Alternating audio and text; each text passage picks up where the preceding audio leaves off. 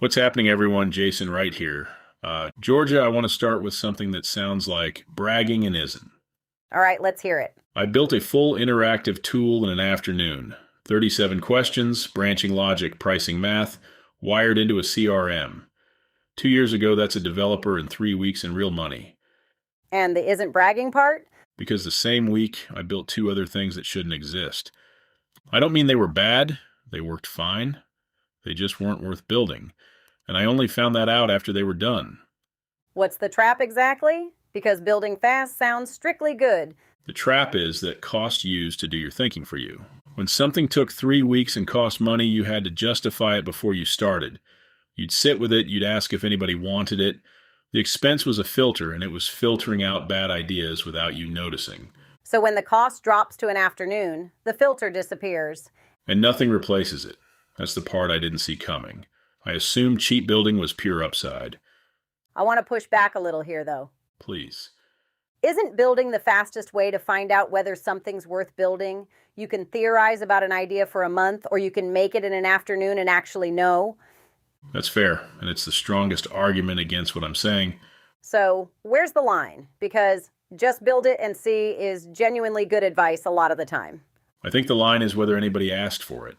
The tool I built in an afternoon, a client had the problem and was paying to solve it. Building fast, there was pure win. The two that shouldn't exist were things I thought up, got excited about, and made before I'd talked to a single person who'd want them. So speed is fine when it's answering a question somebody else already asked. And speed is a trap when it lets you skip asking. Because building feels like progress. At the end of an afternoon, you have a thing. It's on a screen. You can click it. That feeling is almost identical whether the thing matters or not.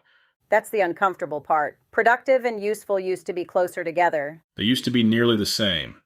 If you spent 3 weeks on something, you'd usually confirmed somebody wanted it first, because you couldn't afford not to. Here's what I'd want people to sit with. The question you skipped is the expensive one now. Say more.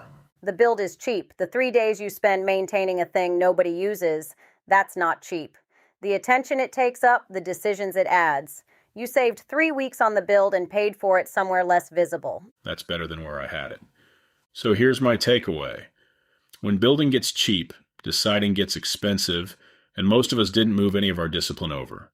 Before the next thing you make in an afternoon, ask who asked for it. If the answer is nobody, that's not automatically a no, but it should slow you down more than it does. All right, I'm keeping that one. One quick thing before you go. If your calendar isn't as full as you'd like it to be, the problem usually isn't your marketing, it's your offer. I put together a free one-page checklist for you.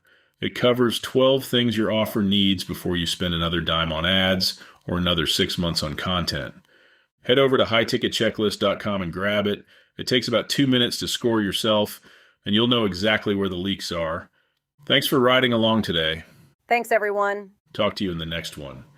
Stay curious and stay intentional with AI in your business.